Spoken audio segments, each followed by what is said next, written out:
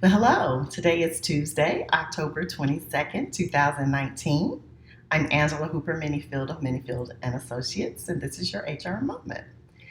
So, today I just actually returned from a meeting with a local college in the area and had a great conversation about transitioning from old leadership to new leadership. And, I love having discovery meetings with organizations because it helps me to tap into like what is it they really want to accomplish, what are those obstacles they're trying to overcome as an organization, and what are the opportunities that are before them that they may not be resourced to leverage, right?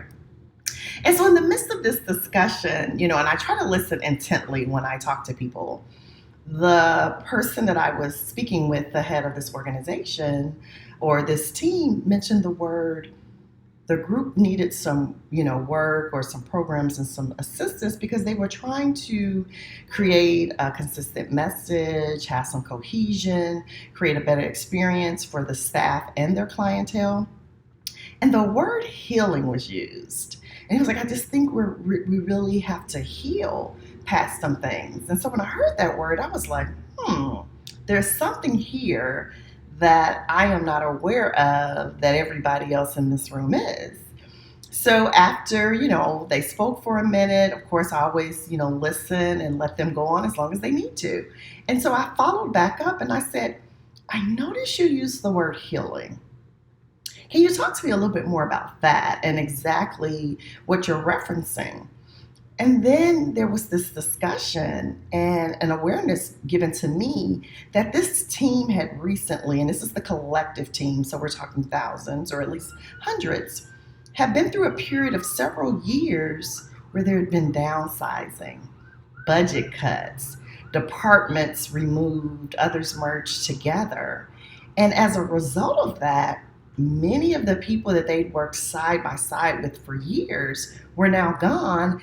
And often there's this fear of, if we are already having budget cuts and we're doing downsizing, am I next, right? And so as the conversation progressed, there was something else that really resonated with me. Some of the team members, not necessarily all, appear to be struggling with what we would call survivor's guilt, right? And so we often think about survivor's guilt when it comes to something really extremely traumatic. There's loss of life and things like that. But guess what? People losing jobs, people being displaced is traumatic. And so some of the team members on this organization are potentially dealing with survivor's guilt. And the reason why that resonated with me, because during my federal career, at one point, we did what was considered a merge with another organization. But technically, if we're really clear on the definitions of merger and acquisition and things like that, this was not a merger. And the reason why I say that is because the other entity had at one point been as large as 500 people. And by the time we stepped in to connect or merge, they were down to like 45. And then by the time it actually happened, I think there were 18. This is not a merger because we had, hundreds, over 100 permanent staff and thousands of seasonal personnel, seasonal intermittent. So this was clearly not a merger. It was clearly an acquisition. But the other thing that resonated with me as the person in a leadership position that was trying to bring the teams together, it was really hard. And some of it was independent of what we did and said in the very beginning. Because what I came to realize and observe was that some of the people from the other organization had survivor's guilt. And when we would talk, they would share with me how, it was hard for them to be happy that they still had a job or they had maintained their employment because almost everybody they had worked with for the last 20 or 30 years had been displaced, forced retirement, RIFT, which is a reduction in force. So in their communities, where there was commonality, whether that was places of worship, golf courses, country clubs, whatever these things are, they're bumping into their former friends or people who were connected with them. And this segment is unemployed and displaced. and then there they are with a job, secure employment, opportunity to advance and things like that. And they couldn't be happy because they felt guilty that they survived. And if you look at the definition of survivor's guilt, it talks about I just lost it. Okay, here it goes. So this is an article from Medical News Today. And what it says is survivors may question why they escaped whatever the traumatic incident was. And it can lead to feelings of guilt. And so in some of these situations, it was literally, length of service, most recent performance appraisal that was the separator between who was let go and who wasn't. And some of the people who survived were the people who assigned those ratings, right? So can you see the connection? How they might have survivor's guilt from still working when so many of their friends have been let go. And so fast forwarding now back to the organization I met with today, new leadership, trying to move forward. As genuine as our intentions may be to, create synergy, a common goal, common vision, we can't ignore the emotional trauma that happens when people go through things like this. And so one of my favorite sayings, and I think it resonates right here, people can't hear you until they feel heard.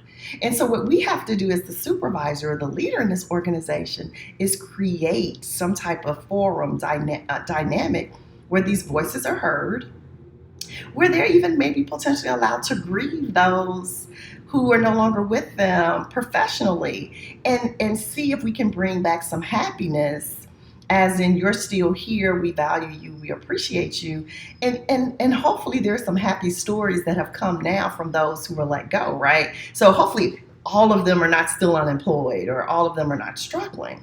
And when you can then wrap your mind around that, maybe you won't feel as guilty about the success that you had. So when a leader and or a supervisor has to deal with the aftermath of downsizing, it's very important how that takes place. So again, we need to have an ear to listen, a heart to be sympathetic and empathetic. And then we have to create opportunities for people to, again, go through that emotional situation in the way that best suits them, create a forum for open communication, voices heard, and then create a plan that strategically moves all of us in the same direction.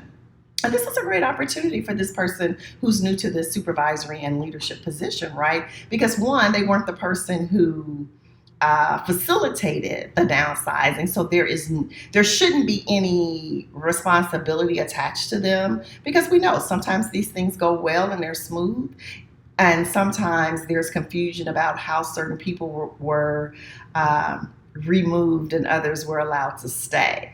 And not that there was any evidence that people were not justifiably let go, as in the decisions were not fair and equitable. It really doesn't matter. When you're the one who survives something traumatic, it can be hard to move on. I've even seen it with, some coaching clients and friends, right? So they come from these particular people I'm thinking about, a background where pretty much a lot of people don't make it out, right? And then they do. And so then now this family dynamic is everybody just thirst off them and take. And they don't know how to say no. And part of saying no is they feel guilty because they, quote unquote, made it. So they survived, they got out. And other people were left behind, not as fortunate as them. And so they carry that baggage. And sometimes people will give you that baggage, right? It's not necessarily that you're volunteering to carry it. And so I've often found as a coach is, we have to discuss that. Like, what does that feel like, and how do you get past that? Because you can't celebrate your success. And if you're always carrying that guilt from being successful or having an accomplishment or surviving, then what's the point of surviving if you feel bad about it, right?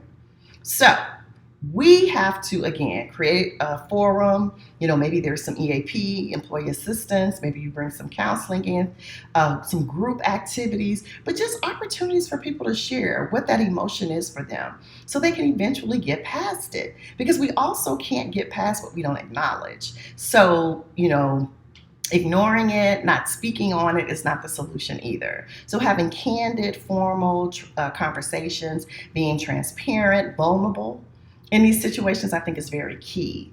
And also, I don't think that people understand the trauma. It can even be for, again, the people who have to make the decision, because it's almost like it feels like they were playing, quote unquote, the all-seeing eye to make the decisions to determine who kept a job and who didn't. That's not easy. So it can, we're angry with those people sometimes, but we don't even often think about the trauma that it has on us as the person who had to give input into those decisions. So again, create a culture, a structure that allows for freedom of speech, open conversation, transparency, and to deal with it, including grieve those feelings out if that's the case. So that would be our recommendation. But then also work with a coach, do group coaching and things like that. That can help you tremendously. And I can tell you the group coaching sessions that I have facilitated, I've seen barriers knocked down because people were finally able to open up.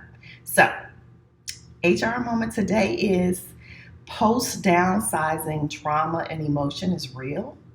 And it's ongoing for years. And if we can't ignore it, ignoring it doesn't make it go away. So that is the HR moment for today.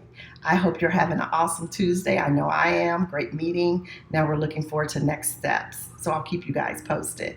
And I forgot to tell you yesterday, but starting a week from Monday, for the consecutive 5 weeks, I will be doing a steady radio spot.